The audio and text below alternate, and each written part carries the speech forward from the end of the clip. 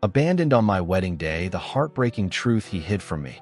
I thought my wedding day would be the happiest moment of my life, until my fiancé abandoned me at the altar. I always imagined my wedding day as the moment my entire life would finally fall into place. Since I was a little girl, I dreamed of the flowers, the white dress, the aisle, and, most importantly, the man who would be standing at the end of it, waiting for me with love in his eyes. My fiancé, Daniel, was supposed to be that man. We had been together for almost 5 years, and when he proposed, I thought I had finally secured the happy ending I had worked so hard for. The morning of the wedding was everything I had envisioned. My bridesmaids buzzed around me like cheerful bees, the air thick with hairspray and laughter. My mother kept fussing over my veil, making sure every fold of lace fell perfectly. The photographer darted in and out, capturing candids of my giggling nieces, my father's nervous pacing, and me, smiling so wide my cheeks ached. Still, even in that sea of joy, I felt a strange undercurrent, a quiet tension I couldn't quite name. My maid of honor, Claire, noticed it too. She leaned in as I sat in front of the mirror, applying my final layer of lipstick. "You okay?" she whispered. "You've been quiet." I forced a smile. Nerves. Just the typical pre-wedding jitters. But inside, it didn't feel like jitters. It felt like a warning. When the time came to walk down the aisle, the church doors opened wide, and the sunlight hit me like a spotlight. My father took my arm, and together we stepped into the hush of the crowd. Dozens of familiar faces turned toward me, their expressions a mix of awe and admiration. The music swelled, my heart pounded, and my eyes sought him, Daniel. Except, Daniel wasn't there. At first, I thought it was a mistake. Maybe he was standing just out of sight, hidden behind the groomsmen. Maybe he had stepped out for a last-minute bathroom break, or was fixing something with his suit. But as I scanned the altar, panic tightening its grip on my chest, the truth sank in. The spot where he should have been, where he promised me he would be, was empty. A murmur rippled through the guests. My father stiffened beside me. My mother's hand shot to her mouth, stifling a gasp. The priest shifted uncomfortably, flipping through his notes as though the answer might be hiding in scripture. Where is he?" I whispered to no one in particular. No one answered. The groomsmen exchanged nervous glances. Daniel's best man, his brother Mark, stepped forward, pale as a sheet. He cleared his throat, his voice cracking. "Daniel, he's not here. He left." The words slammed into me like a physical blow. For a moment, the entire church seemed to tilt sideways. My bouquet slipped from my fingers, landing on the carpet with a dull thud. My knees nearly buckled, and if it weren't for my father's arm holding me up, I might have collapsed entirely. What do you mean he left?" I choked out. "He was supposed to be here. He promised." Mark avoided my eyes. "He said he couldn't do it. He left a note." The guests erupted in whispers, gasps, and awkward coughs. My mother stormed forward, demanding answers. Claire rushed to my side, grabbing my trembling hands. Someone pulled out a phone, probably already texting gossip to people who weren't even invited. And me? I just stood there, my wedding gown suddenly feeling like a costume for the cruelest play ever staged. My heart raced, but my mind was eerily blank. All I could think was, how could he? The priest tried to regain order, suggesting we take a moment to regroup. But there was no regrouping. Not for me. My dream day had just turned into a nightmare. I tore the veil from my head, ignoring the horrified gasps of the older relatives. I couldn't stand there another second, trapped under the weight of 100 pitying eyes. With Claire at my side, I bolted down the side aisle, out through the back door, and into the blinding sunlight. The air outside felt thin, harsh. I ripped at the bodice of my dress, desperate to breathe, desperate to escape. My stomach churned as the reality of it sank in. I had been abandoned. Publicly. Humiliated in front of everyone I loved. And the worst part? I had no idea why. The sound of the church bells echoed in the distance as I stumbled into the empty courtyard, my wedding gown dragging across the stone floor, gathering dirt with each frantic step. Claire caught up to me, clutching the skirts of her dress, her breathless voice chasing mine. "Wait, don't run off like this. Please." I spun around, my chest heaving. How could he do this, Claire? How could Daniel just leave me like that? Her eyes were glossy, her words hesitant. "I don't know, but you can't stay out here. People are already talking. Your mom's about to lose her mind." I let out a bitter laugh that felt more like a sob. Let them talk. They came here for a show, and Daniel gave them one. Before she could answer, Mark appeared, his face drawn tight with guilt. In his hand, he clutched a folded piece of paper. My heart plummeted, knowing instantly what it was. "He left this for you," Mark said softly, holding it out like it was toxic. My fingers trembled as I took the note, the paper crinkling beneath my grip. I stared at it, terrified of what it might say, yet desperate to know. With a shaky breath, I unfolded it. The handwriting was unmistakably Daniel's, slanted, hurried. "I'm sorry. I can't do this. Please don't hate me. D." That was it. No explanation, no confession, just a coward scrawl. I laughed again, harsher this time. That's it. That's it.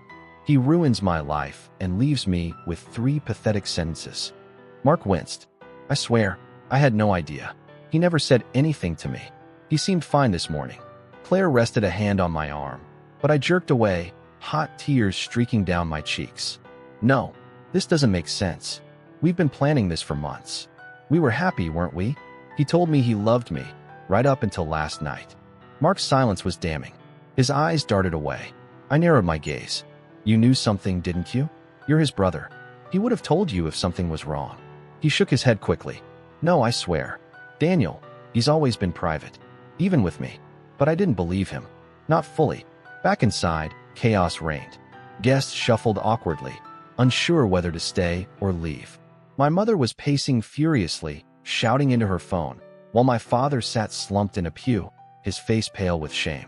Relatives avoided my eyes, whispering behind their hands. My nieces sat in the front row, confused, their flower crowns slipping sideways. I wanted to scream, to tear off this suffocating dress and disappear. But instead, I stood frozen in the doorway, every eye turning to me as though I were an exhibit in a museum of tragedy. Claire squeezed my hand. "You don't have to face them. Let's just leave." She was right. But before I could move, my mother stormed up to me, her face flushed. "Do you understand what he's done to you? To us?" she hissed. "This family is humiliated." I flinched. "Humiliated? Mom, I'm the one who was abandoned at the altar." Her expression hardened. "We invited over 100 people. They'll never forget this. Do you know how this looks?" For once, I didn't care how it looked. I didn't care about the whispers, the ruined photographs, or the gossip spreading like wildfire through town. All I cared about was the man who had promised to love me forever and then vanished without a trace. "Enough," I snapped, surprising myself with the sharpness of my voice. "I'm leaving. Don't follow me." With that, I tore away from the crowd, stormed into the bridal suite, and ripped the pins from my hair. My reflection in the mirror was unrecognizable. Mascara streaks down my cheeks, lips trembling, veil half hanging from my head. A tragic bride in ruins. Claire came in quietly, closing the door behind her. She sat beside me, her reflection a calm contrast to my storm. "What are you going to do?" she asked softly. I stared at myself for a long moment before answering. "Find out the truth. Because Daniel doesn't get to disappear from my life with just a 3-sentence note." That night, after the guests were sent home and my parents stopped fighting about what had gone wrong, I found myself sitting on the floor of my bedroom, still in my ruined dress. My phone sat heavy in my lap. Daniel hadn't called. No messages, no explanations. His social media was silent.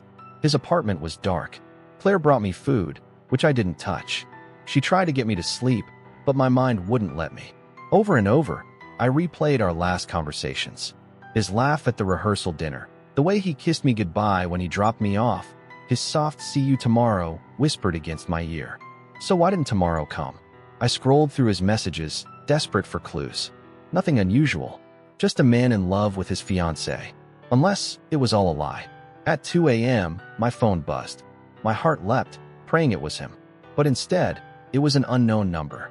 "Meet me tomorrow." I know why he left. I stared at the screen, my breath caught in my throat.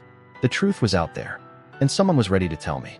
The next morning dawned gray and heavy, as though the sky itself mourned with me.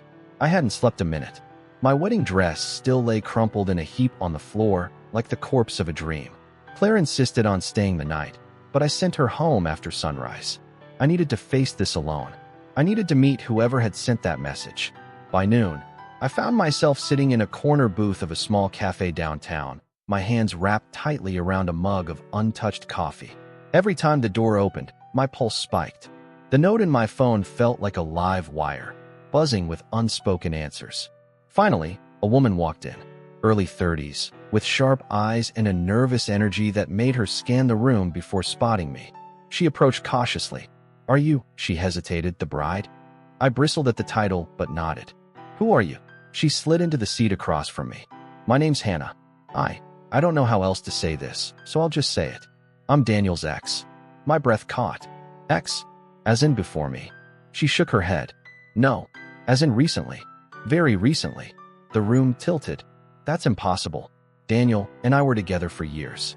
"He never." "I didn't know about you," she said quickly. "At least, not until 3 weeks ago. He told me he was single. We'd been seeing each other for almost a year." Her words crashed over me like icy waves. A year of lies. I stared at her, my voice breaking. "You're saying he cheated on me for an entire year and still proposed?" Tears welled in her eyes. "I didn't know he was engaged until I found a save-the-date card in his jacket." I confronted him. He panicked, said he didn't mean for it to happen, that he loved both of us. When I told him he had to choose, he froze. And yesterday, I think he finally made his choice. I felt sick. My stomach churned while rising in my throat. The betrayal wasn't just abandonment. It was deceit, layers deep, woven into every memory I thought was real. He left me standing at the altar. I whispered, more to myself than to her. And all because he couldn't confess he was living a double life. Hannah reached across the table, her hand hovering near mine, but not quite touching. "I'm sorry. If I'd known sooner, maybe I could have spared you this. But Daniel, he's a coward. He runs from responsibility instead of facing it." I pulled my hand back, my fury simmering beneath the devastation. "Where is he now?" She shook her head. "I don't know. He cut me off, too. No calls, no texts. I think he ran." For a long time, neither of us spoke. The cafe bustled around us, but I felt like we were trapped in a soundproof bubble of heartbreak. Two women, united by the same betrayal. Finally, I stood.